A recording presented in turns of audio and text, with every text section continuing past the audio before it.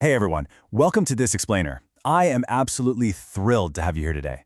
Honestly, think of the next few minutes as a dedicated masterclass, specially designed just for you. We're going to take your everyday English and totally transform it. We're going to move it from feeling a little bit iffy or uncertain to feeling completely put together, unlocking the secrets to speaking and understanding English with genuine confidence and flair. Okay, let's dive into this. We've got a great roadmap today, starting with mastering everyday English, moving into navigating daily errands, then describing your personality, hitting some essential idioms and expressions, and wrapping up with lessons from classic fables. All right, part one, mastering everyday English. Imagine you're stepping into a brand new job, right? Or maybe a super lively party, or even a slightly nerve-wracking blind date. Well, how you speak is going to totally shift depending on where you are. Like, take Peter. He's a new marketing manager. In a professional setting, he's just going to say, I have 15 years of experience. Boom, direct, authoritative.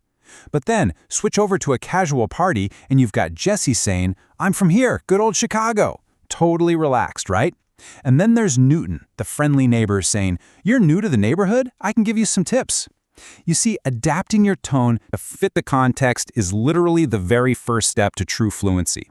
It's really not just what you say, it's how you say it. And hey, sometimes fluency is just about having a little fun. There's this fantastic interaction from our source material with Chris and Julia on a blind date. Chris is looking at Julia's profile and playfully points out, the pictures you share on the dating app are only cats and cats.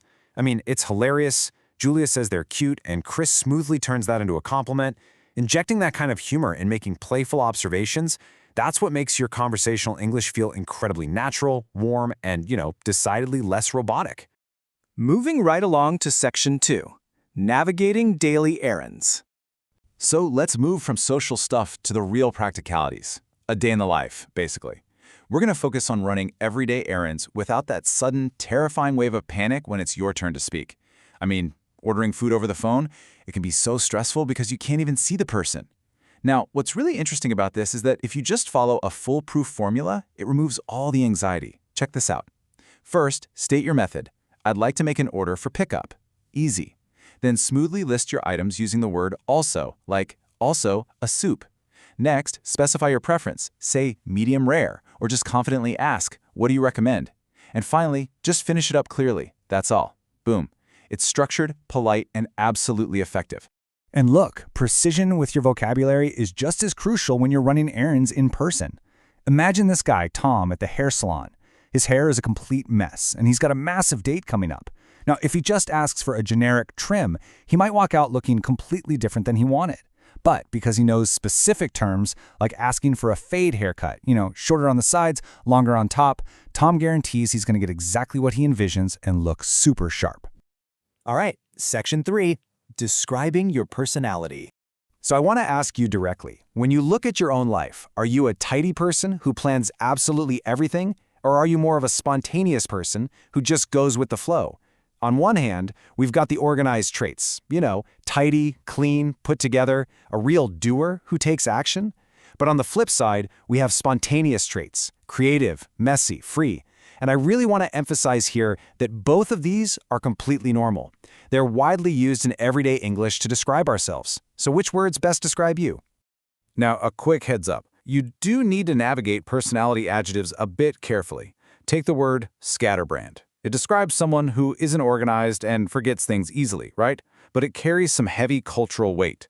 So the crucial point is, it can actually be considered pretty rude if you use it to describe a colleague or a friend.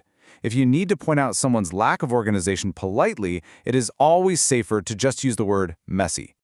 Okay, Section 4, Essential Idioms and Expressions. This is where things get genuinely exciting. Idioms are the secret sauce. This is where you truly start sounding like a native speaker, adding all this amazing color and depth to what you say. Let's say you want to praise a really good situation. Imagine you find a new apartment or a job that literally meets every single one of your requirements.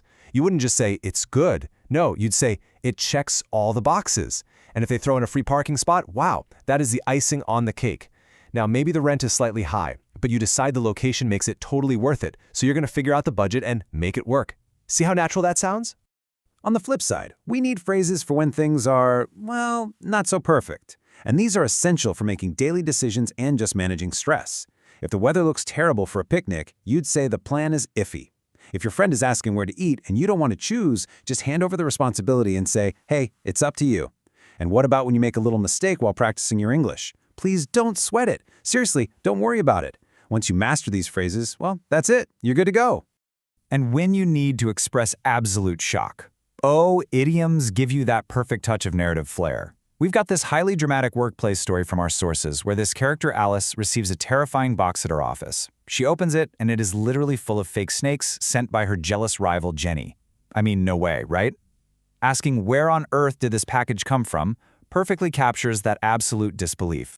Finally, Section 5, Lessons from Classic Fables. You know, understanding a culture's fables is kind of the ultimate test of reading comprehension and contextual fluency. These simple, classic stories carry deep cultural idioms that native speakers drop constantly, often without even realizing it. And this brilliantly illustrates why you need to know them. If someone warns you not to kill the goose that lays the golden eggs, they're telling you not to let greed ruin a good thing. If they say a guy is crying wolf, they mean he's raising a fake alarm, just like the bored shepherd boy. And of course, from the bragging rabbit and the slow tortoise, we get that legendary phrase, slow and steady wins the race. But hey, not all fables end with a simple race. Take the story of the flying tortoise. This guy wanted to see the world, so two friendly ducks actually carried him up into the sky on a stick that he held in his mouth. They warned him, do not speak, but he was so filled with pride hearing the people cheer below him that he just had to open his mouth to brag, and, well, he fell right out of the sky. The lesson? Sometimes it is better to stay silent. Sometimes words can bring danger. It's such a memorable anchor for the absolute consequences of pride and hubris, don't you think? Wow, what an incredible journey we've been on today. We've escalated all the way from casual neighborhood greetings, mastered the art of ordering takeout, defined our inner personalities, unlocked the absolute power of native idioms, and pulled some rich cultural morals straight out of classic fables. So I want to leave you with this final provocative thought. Are you ready to stop feeling iffy about your English and start being a doer who checks all the boxes? Take this new vocabulary out into the real world and just watch your fluency soar. Until next time, keep learning.